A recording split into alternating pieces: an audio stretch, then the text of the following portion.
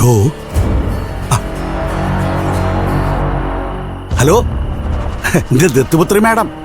അച്ഛൻ എവിടെയാ? ഞാൻ വീട്ടിലുണ്ട് മോളെ. ഞാൻ പറയാൻ പോകുന്ന കാര്യങ്ങൾ ശ്രദ്ധിച്ച് കേൾക്കണം.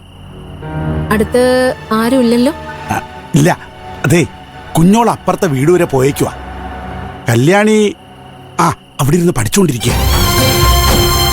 ഞാനിത്തിരി മാറിയെന്നാ മോളോട് സംസാരിക്കുന്നേ. എന്നാന്ന് വെച്ചാ പറഞ്ഞോ. നാളെ ആയിരപ്പറപ്പാടത്ത് കൊയ്ത്ത് നടക്കാൻ പോവാ. ആണോ? അതെ. കൊയ്യാൻ മുന്നിൽ ആരാന്നറിയോ? ആ ബാലമാഷായിരിക്കും. അല്ലാതാരാ? ബാലമാഷല്ല, നിങ്ങളുടെ മോള് ചാരുവാ. ചാരു? അതെ, കൊയ്ത്തുദ്ഘാടനം അവളാ. ഹേമാന്റെയും അരവിന്ദനെയും അശ്വതി ചേച്ചിയെയും പങ്കെടുപ്പിച്ചില്ല. ബാലം മാഷും ആകാശും ചാരുവും ഇളയ സന്തതി അനുവും മാത്രാ ഉള്ളത്. അത് ശരിയാവില്ലല്ലോ. എന്റെ മരുമോനില്ലാതെ കൊയ്ത്ത് നടക്കണ്ട. ഈ കണ്ട പാടവും പറമ്പും ഒക്കെ അവൻ അനുഭവിക്കാനുള്ളതാ. അതിന് ചാരുവും കീരും ഒന്നും വേണ്ട. ഞാൻ എന്താ ചെയ്യേണ്ടത് പറ, മോള് പറഞ്ഞാ മതി.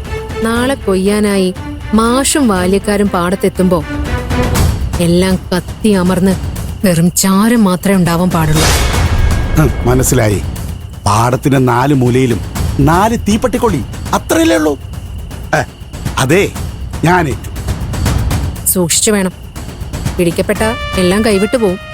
ഇല്ലെന്നേ, പണ്ടേ ഞാൻ ഇതുപോലെ കത്തിച്ചിട്ടുണ്ട്. എന്നെ വെല്ലുവിളിച്ച ഗംഗാര മൊലാളിയുടെ 20 ഏക്കർ പാടം ഒരു പട്ടിക്കുഞ്ഞി ഇപ്പോഴും അറിഞ്ഞിട്ടില്ല. ഓക്കെ, അപ്പൊ ഇന്ന് രാത്രി തന്നെ നടന്നിരിക്കണം. ഞാൻ പറഞ്ഞില്ലേ, എല്ലാം കഴിഞ്ഞ് ഞാൻ വിളിക്കാം. വേണ്ട വേണ്ട, വിളിക്കണ്ട. കാര്യങ്ങള് ഭംഗിയായി നടക്കുമെന്ന് എനിക്കറിയാം. നാളെ അച്ഛനെ ഞാൻ വന്ന് കാണുന്നുണ്ട്. സന്തോഷം. അപ്പൊ ശരി. ഓ ശരി, ഓക്കെ.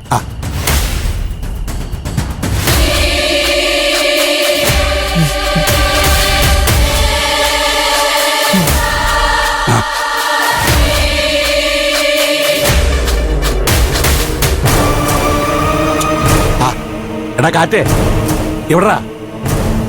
ചെറിയൊരു പണിയുണ്ടേ. നീ ആ മണിയനെയും തവള പ്രശാന്തനെയും കുട്ടി ഞാൻ പറയുന്നിടത്തേക്ക് വരണം കേട്ടോ. ശരി.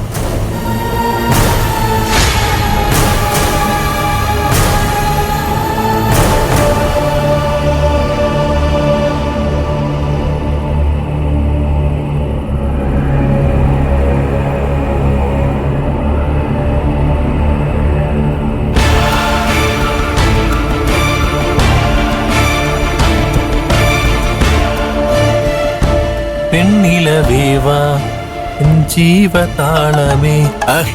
ആരത്?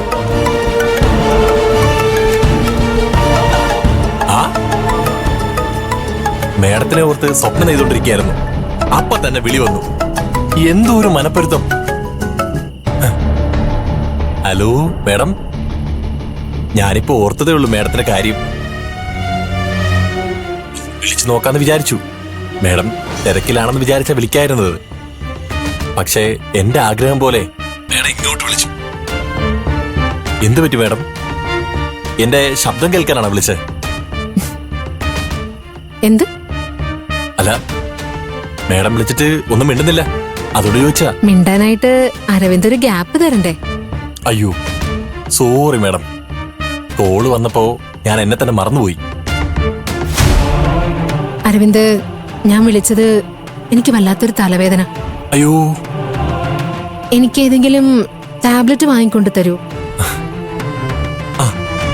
എനിക്ക് വണ്ടി ഓടിക്കാൻ ബുദ്ധിമുട്ടാ. ഡ്രൈവർ വീട്ടിൽ പോവുകയും ചെയ്തു. മേഡം അതിന് എന്നോട് റിക്വസ്റ്റ് ചെയ്യേണ്ട കാര്യമില്ലല്ലോ.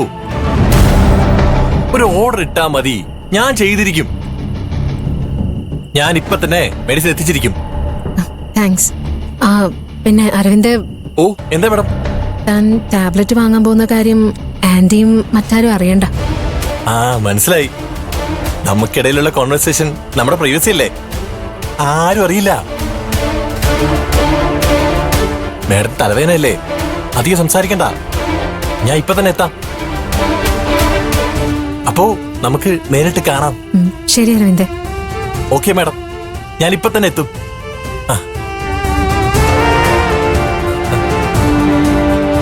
എന്താ മോളെ, ടാബ്ലറ്റിന്റെ കാര്യം പറയുന്നുണ്ടായിരുന്നല്ലോ, എന്തു പറ്റി?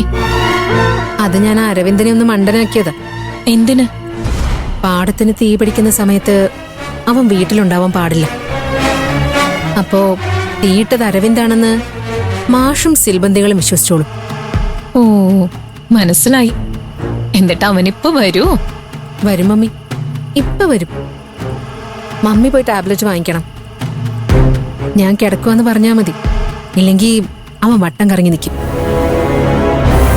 ഈടെയായിട്ട് അവനിത്തിരി ഒലിപ്പീര് കൂടുതൽ.